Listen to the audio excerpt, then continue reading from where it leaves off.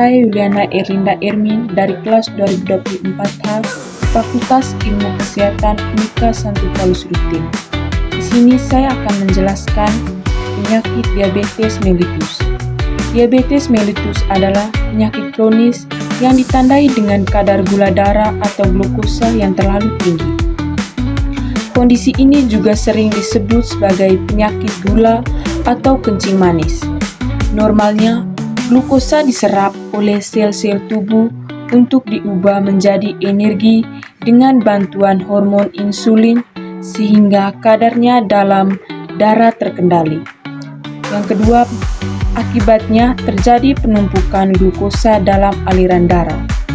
Diabetes dapat menyebabkan komplikasi serius jika tidak terkontrol dengan baik. Penyakit ini berpotensi merusak berbagai organ dengan jaringan tubuh, termasuk ginjal dan saraf. Pada diabetes terjadi akibat gangguan dalam tubuh yang menghalangi kemampuan tubuh untuk menggunakan glukosa dengan efektif.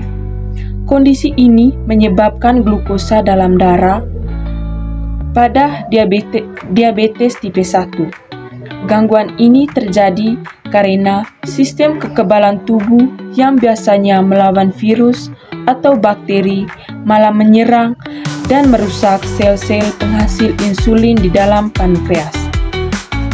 Akibatnya, tubuh kekurangan atau bahkan tidak dapat memproduksi insulin sehingga gula yang seharusnya diubah menjadi energi menumpuk dalam darah. Yang ketiga, gejala diabetes mellitus. Pada diabetes tipe 1, gejala dapat berkembang dengan cepat dalam beberapa minggu atau bahkan beberapa hari saja. Gejala diabetes tipe 1 sering buang air kecil, rasa haus, rasa lapar terus-menerus, penurunan berat badan, perubahan penglihatan, dan kelelahan. Gejala diabetes tipe 2 umumnya mirip dengan diabetes tipe 1, namun seringkali tidak terlalu kentara. Akibatnya, penyakit ini dapat didiagnosis beberapa tahun setelah timbulnya penyakit, setelah timbul komplikasi. Yang keempat, jenis-jenis diabetes mellitus.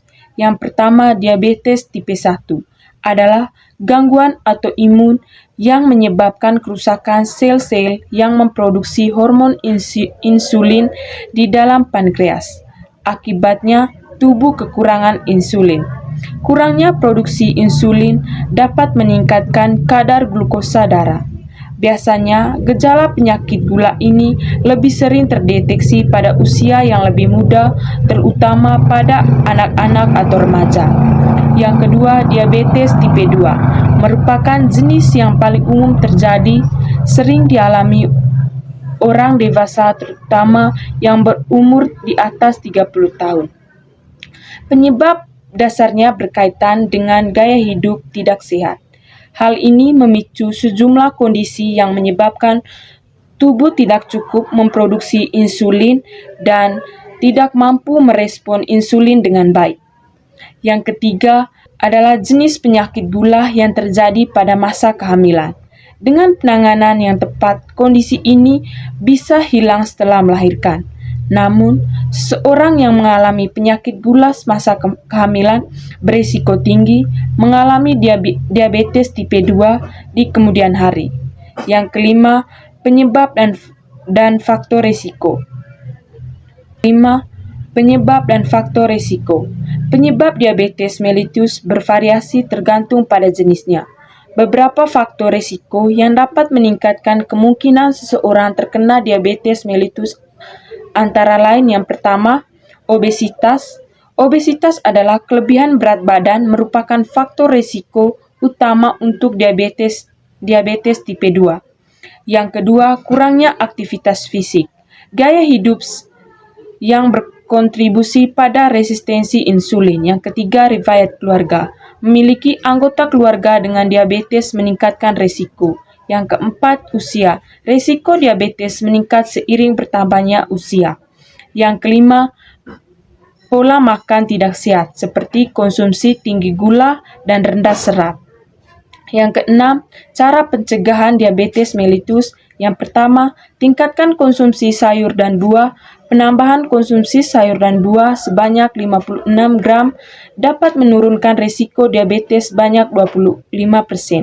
Selain kandungan serat yang tinggi, kandungan vitamin serta antioksidan dalam sayur dan buah juga dapat membantu penurunan risiko diabetes. Yang kedua, batasi konsumsi gula, garam, dan lemak. Kunci paling mudah dalam membatasi adalah dengan membatasi konsumsi makanan dan minuman kemasan yang tinggi gula, minuman dan soda tinggi lemak, atau dengan makanan beku. Yang ketiga, melakukan aktivitas fisik. Selain menyenangkan, olahraga juga memiliki banyak manfaat. Ternyata, aktif melakukan aktivitas fisik minimal 30 menit per hari atau 150 menit per minggu memiliki banyak manfaat. Salah satunya, membuat hormon pengatur gula darah atau insulin menjadi lebih sensitif sehingga mencegah diabetes.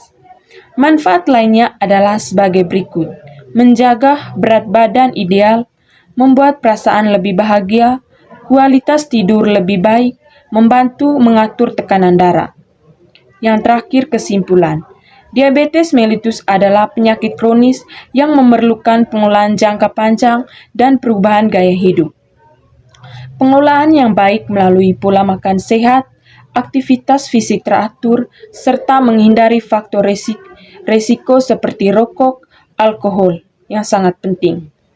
Deteksi dini melalui pemeriksaan kesehatan rutin juga krusial untuk penanganan yang lebih efektif dan mencegah komplikasi serius. Demikian video ini. Lebih dan kurangnya saya mohon maaf. Semoga video ini bermanfaat. Terima kasih.